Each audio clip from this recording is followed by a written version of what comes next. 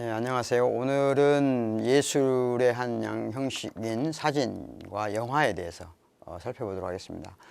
잘 아시는 것처럼 사진은 불과 200년의 역사밖에는 가지고 있지 않습니다. 그런 사진이 사실은 예술 삶뿐만 아니라 예술 전반을 뒤흔들어 놓았는데요. 그럼에도 불구하고 사진이 어떤 독립적인 스탠스를 갖기는 어려운, 그러니까 사진이 어떤 다른 예술 형식하고 확실히 분리된 독립적 센스를 갖는 예술이 되기는 상당히 어렵다, 그런 말들은 많이 합니다. 어쨌든 그런데 오늘날 사진은 무수히 많은 종류 또는 무수히 많은 영역에서 활용되고 있는데, 예를 들면 인류학 사진, 예술 사진, 상업 사진 또는 기록 아카이브 사진 등 수많은 영역에서 사진이 활용되고 있고 또 어떤 위치를 차지하고 있는 것 같습니다. 더군다나 예술 형식 중에서 사진은 기술의 바벨탑이다, 이런 말도 합니다. 우리가 오늘날 텔레비전을 주로 보는 것들을 HD잖아요. 최근 들어와서 HD로 보는데, 심지어 요즘은 HD뿐만 아니라 UHD 또는 4K, 6K, 즉 6K, 더 나가서 8K 더 끝없이 진보한다고 볼 수 있습니다. 이런 형식으로 사진이 무수히 발전되고 있는데, 그런데 사진이 이제 최근 들어와서는 어떤 그 예술에서도 예전에 그 회화가 구축했던 어떤 그런 세계가 구축했던 세계를 능가하는 어떤 새로운 예술로 발전하고 있는데, 그것은 1980년대 이후에 사진들이 이렇게 다양한 형태로 변합니다. 예를 들면 사진, 그림, 사진 조각, 사진, 비디오 등 탈장르화와 장르 혼종을 가져온다는 거죠. 그러니까 오늘날 사진은, 혹시 여러분들이 비엔날레 가보시면 알겠지만, 비엔날레 가보신 분들은 알겠지만, 다양한 다른 영역의 예술과 결합돼서 새로운 혼종화를 이끌고 있다는 거예요. 그런 사진이 최근에는 이제 사진 작가에 의해서가 아니라 회화, 그림을 그리는 작가들이 오히려 사진을 가지고 새로운 것을 연출해서 그리는, 그것은 이제 사진 그림이 아니고 그림 사진이라고 하거든요. 그림 사진이 등장하고 있는데, 또는 아주 쉬운 말로 메이킹 포토라고도 합니다. 메이킹 포토라고도 하는데, 그런 것들이 하나의 새로운 어떤 방향이라고 볼 수 있을 것 같아요. 어쨌든 그러나 사진은 원래 백길사, 참 진짜를 합친 겁니다. 그래서 사진은 참을 베낀다는 뜻이었어요. 영어로는 포토그래피인데, 포토그래피는 빛으로 그린다는 뜻입니다. 그러니까 빛으로 그린다는 뜻, 또는 우리말로는 참을 베낀다, 이런 뜻이 있어서, 원래 동양에서의 사진하고 서양에서의 어떤 포토그래피는 어떻게 보면 정반대의 번역어라고도 할 수 있을 것 같습니다. 의미에 따라서는 그렇게 말할 수 있을 것 같아요. 이 사진은 잘 보시면 조엘 휘트켄이라는 사람의 1982년 작품인데요. 일종의 키스라는 작품입니다. 글쎄요, 여러분들 키스 그러면 많은 예술사의 작품들이 있어요. 클림트의 키스도 있고, 또 피카소의 키스도 있고, 지난번에 로댕의 조각에서 보였던 그런 키스도 있고, 그 밖에 무수히 많은 작품들이 있는데, 어쨌든 이 조엘 휘트켄의 키스처럼 사람들을 곤혹스럽게 하는 그런 장면도 많지는 않을 것 같아요. 제가 예전에 그 폴 슬랜드라는 어떤 작가의 작품들에 대해서 설명한 적이 있는데요. 그 작품하고는 또 다른 경향이 있습니다. 최근에 들어와서는. 그러니까 우리가 어찌하면 그것에 접근하고 싶지 않은 회피 감정을 더 극대화시켜서 우리의 무의식에 또는 우리의 몸속에, 더 나아가서 우리의 문화의 저변 속에 뒤틀린 영상들을 드러낸다는 거죠. 그래서 이런 정말 놀라운 작품들을 만들어내는 것이 최근의 경향들입니다. 사진에 관한 국내외적으로 몇몇 이론가들이, 대표적인 이론가들이 있는데, 가장 대표적으로는 앙드레 바적이라는 사람이 있습니다. 앙드레 바적이라는 사람이 사진에 관한 아주 고전적인 이론을 만든 분인데요. 이분에 따르면 이런 말이 있어요. 모든 예술은 인간의 출현 위에서 이루어지지만 사진만은 유일하게 인간의 부재에서 출현한다. 멋진 말이죠. 그러니까 대부분의 예술들은 인간이 좀 더 많이 개입해요. 어쨌든 간에. 그런데 사진만큼은 인간의 그 개입하는 요소가 최소화된다는 거죠. 전통적인 사진에서. 그래서 사진은 일반적으로 자동 기술이란 말이 아주 중요한 말입니다. 자동 기술이란 말이 중요한 말인데, 그래서 사진은 자동 생성에 의해 지시 대상의 존재를 환원 불가능한 존재로 보여준다. 사실은 이 말만 설명하려고도 몇 시간 걸려요. 아주 어려운 말인데, 필립 유바가 한 말인데요. 사진이라고 하는 것을 예를 들어서 저희가 어떤 장면을 연출을 하거나 또는 기획을 해서 딱 찍는다고 생각해 봐요. 그런데 사실은 사진은 내가 의도한 대로 생성되지 않습니다. 그 사진은 기계와 그 사진기와 그리고 그 대상이 어떤 식으로 만나서 자동적으로 뭔가 새로운 세계를 만들어낸다는 그런 의미예요. 그래서 그런데 국내에 또 한 명의 어떤 이경규라는 분이 꽤 사진에 관한 이론들을 상당히 잘 정리해 놓으신 분인데, 이분의 얘기를 한번 읽어보겠습니다. 이런 오브제 축제를 통해 작가가 집요하게 탐구하는 것은 오브제란 말은 예술하는 사람들이 좋아하는 말인데 우리말로 하면 그냥 대상입니다. 예술의 소재 또는 대상. 그러니까 우리가 예를 들면 사람을 찍는다. 그러면 그 찍혀지는 것이 오브제예요. 그 오브제 프랑스 말이죠, 그냥. 그러니까 오브제 그 자체의 문화적인 코드나 상징적인 의도가 아니라 그것으로부터 응시자에게로 전염되는 어떤 형이상학적 자극, 달리 말해 더 이상 설명할 수 없는 혹은 한 번도 경험하지 못한 일종의 감각적인 경악이다 라고 하는 거죠. 그러니까 사진을 놓고 말할 때 내가 의도한 대로 나의 의지에 맞게 찍힌 것은 예술이 아니에요. 사진에서 거꾸로 말해야 된다는 거죠.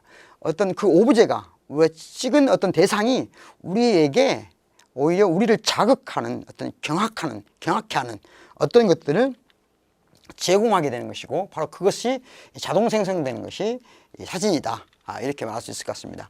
여러분도 한 번씩 사진작가가 되는 길을 한번 꿈꿔보면 어떨까 싶어요. 왜냐하면 오늘날 가장 어떻게 보면 쉽게 가깝게 접근할 수 있는 예술 형식이 사진인데, 문제는 사람들이 그걸 욕심이라는 게 있어요. 막 점점점 사진 찍다 보면 더 좋은 기회 그러다 보면 나중에 이제 중독되게 되는 경향이 있는데, 그런 길보다는 우선은 정직하게 뭔가 하나를 어떤 새로운 세계를 만나본다 하고 자기가 갖고 있는 핸드폰으로라도 찍어보다 보면 새로운 어떤 것이 착 출현나는 걸 느낄 때가 있거든요.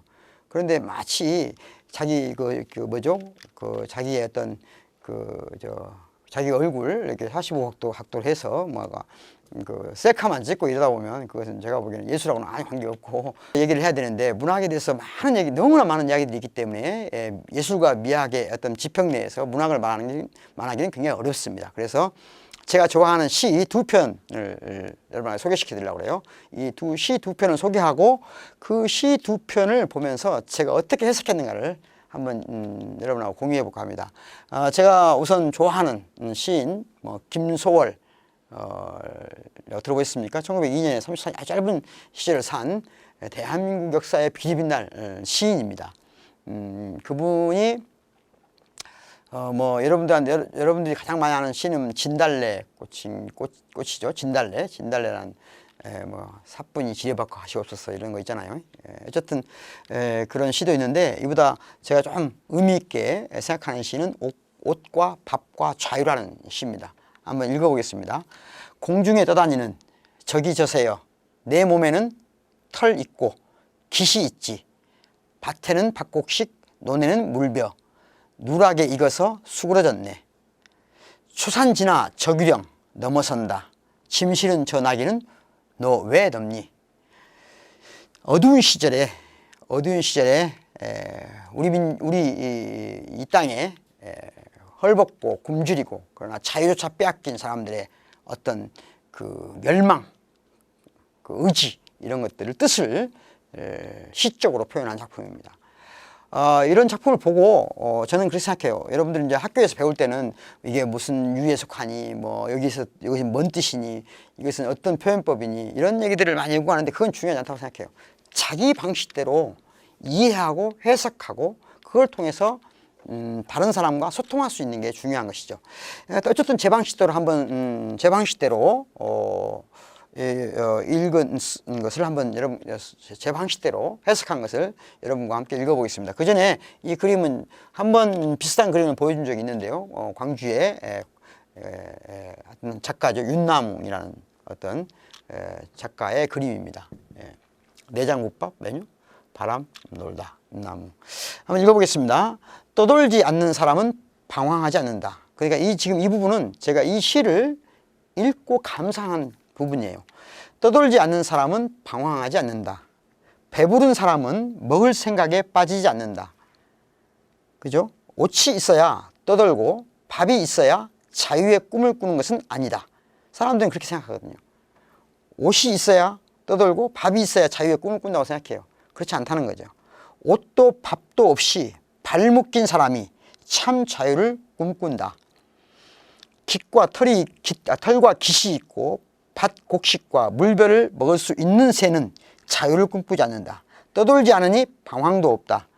옷도 밥도 없이 고통의 짐, 너희가 우리에게 떠넘긴 짐을 배달하는 배달 민족만이 초산과 저규령을 넘어서 깃털을 되찾고 밭곡식을 일굴 자유를 꿈꾼다. 깃털과 밭곡식이 우리에게 초산과 저규령을 넘으라고 말하지 않는다. 초산이나 저규령도 우리를 부르지 않는다. 우리가 자유의 땅을 찾아가는 이유는 이 땅이 억압과 착취의 땅이기 때문이다. 깃털과 밭곡식을 빼앗고 다시 그것을 자기들을 위해 배달하라고 명령하는 억압의 땅을 부정하는 힘이 자유다. 자유란 자연이 우리에게 명령하는 것도 아니지만 고통을 잊는 것도 아니다. 자유는 우리에게 부당하게 지어진 짐을 내려놓는 것이다. 제가 생각한 김소월의 옷과 밥과 자유의 정신이라고 생각했어요. 여러분도 여러분들만의 어떤 그런 평을 또는 해석을 써보시기 바라겠습니다. 마지막으로 한 편의 더 시를 더 같이 감상해 보겠습니다. 여러분들 아마 고등학교 때 많이 고등학교 국어책에 나와 있는 시입니다. 시인 김수영이라고 하는 분인데요. 이분 또한 우리 한글로 쓰여진 시, 한글로 쓰여진 시 중에 최고 수준의 어떤 시를 보여주는 시인이라고 생각합니다. 그의 시 여러분들 기억을 한번 더듬으면서 같이 읽어보겠습니다. 풀이라는 시죠. 풀이 눕는다. 비를 몰아오는 동풍에 나부껴 풀은 눕고 드디어 울었다. 날이 흐려져 더 울다가 다시 누웠다. 풀이 눕는다. 바람보다 더 빨리 눕는다. 바람보다도 더 빨리 울고 바람보다 먼저 일어난다. 날이 흐리고 풀이 눕는다. 발밑까지 눕는다. 바람보다 늦게 누워도 바람보다 먼저 일어나고 바람보다 늦게 울어도 바람보다 먼저 웃는다. 날이 흐리고 풀뿌리가 눕는다. 좀 아주 어려운 시죠. 어려운 시고 많은 것을 생각하게 하는 시입니다. 여기에 대해서도 제가 한번 좀 간단하게 읽어보겠습니다. 김수영의 시 풀에 나오는 풀은 자연인가? 이 풀은 과연 자연의 풀인가? 1연의 첫 번째 연의 풀은 바람이 부는 대로 소리내며 눕는 풀이고 2연의 풀은 바람이 불기 전에 소리내며 눕는 풀이고 3연의 풀은 바람보다 늦게 눕고 바람보다 빨리 일어나는 풀이다. 1연의 풀은 자연스럽죠. 하지만 2연과 3연의 풀은 자연스럽지 않습니다. 풀은 자연인 듯 싶으나 이내 자연이 아닌 것이 되고 결국에는 자연에 맞서는 것이 됩니다. 풀은 자연에서 비자연을 거쳐 반자연으로 변하고 있습니다. 풀은 처음에 인과율의 법칙에 순응하는 존재이지만 나중에는 인과율로부터 자유로운 존재가 됩니다. 그렇다면 자연은 언제나 인과율의 법칙에 따라서 움직이는 기계적인 존재일 뿐인가? 적어도 시인의 마음에서 자연은 스스로 웃고 우는 자유로운 주체입니다. 자연은 인간에 의해 기계적 대상으로 추락하기도 하지만 바로 그 인간을 통해 자유를 향유하기도 합니다. 이것은 이제 김수영의 시가 얼마나 자연과 자유와 인간을 얼마나 이 시적으로 높은 수준에서 화해시키고 있는가를 보여주는 그런 작품이라고 저는 보고 있습니다. 저희가 지금까지 이제 예술의 이론들을 쭉 살펴봤고 그런 과정에서 예술의 몇몇 장르들을 아주 간략하고 짧게 소개해 봤습니다. 특히 문학 부분은 제가 말씀드린 것처럼 너무나 광범위하기 때문에 예술과 미학의 이름으로 따로 소개할 수는 없고 그래서 제가 좋아하는 시 두 편을 소개하는 것으로 대신했습니다. 여러분 그동안 수고하셨습니다. 고맙습니다.